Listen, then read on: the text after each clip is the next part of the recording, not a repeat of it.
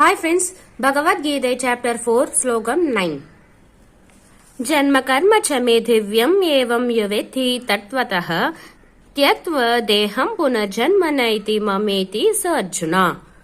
இந்த ஸ்லோகத்துடைய மீனிங் என்னன்னா, என் பிறப்பும் என் செயல்களும் தெய்வீகமானவை என்பதை யார் உண்மையாக அறிவாரோ அவர்கள் இவ்வுடலை விட்ட பிறகு மீண்டும் பிறவி என்னும் சங்கத்திற்குள் விழுவதில்லை, அவர்கள் என்னை அடைவார்கள். இந்த ஸ்லோகத்துடைய நோக்கம் என்னன்னா, பகவானின் பிறப்பும் செயல்களும் சாதாரண மனிதர்களுக்கு போன்றதல்ல. பகவானை உண்மையாக புரிந்து கொள்வதுதான் மோட்சத்திற்கான வழி.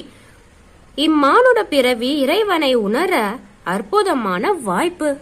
இந்த ஸ்லோகத்துக்கு ஏற்ற ஒரு சின்ன ஸ்டோரி பார்க்கலாம். ஒரு கிராமத்தில் ஒரு பக்தர் இருந்தார். அவர் தினமும் கிருஷ்ணரின் புகழை பாடிக்கொண்டே வாழ்ந்தார். அந்த பக்தர் வீட்டில் வெள்ளம் பாய்ந்தது. அரசு படகு அனுப்பி, வாங்க, உங்கள் உயிராபத்தில் இருக்கிறது என்றார்கள். அவர் சொன்னார், எனக்காக பகவான் தானே வருவார், நான் அவன் மீது நம்பிக்கை வைத்திருக்கிறேன் என்றார். பின்னர் படகு சென்று விட்டது. வெள்ளம் அதிகரித்து அந்த பக்தர் மரணம் அடைந்தார்.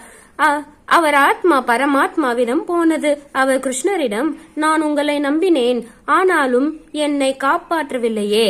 பகவான் சிரித்தார். நான் தான் படகாக வந்தேன், ஆனால் நீ என் லீலையை புரியவில்லை. நான் மனிதன் போல வந்தாலும் என் செயல் தெய்வீகம். அதை உணர்ந்திருந்தால் என் கையால் நீ காப்பாற்றப்பட்டிருப்பாய். பகவானின் செயல் எப்போதும் தெய்வீகமானது. இந்த ஸ்லோகத்துல நான் ப்ரொனன்சியேஷன் ஏதாவது மிஸ்டேக் பண்ணியிருந்தா பெரிய மனசு வச்சு நான் மன்னிச்சிடுங்க. தேங்க்யூ.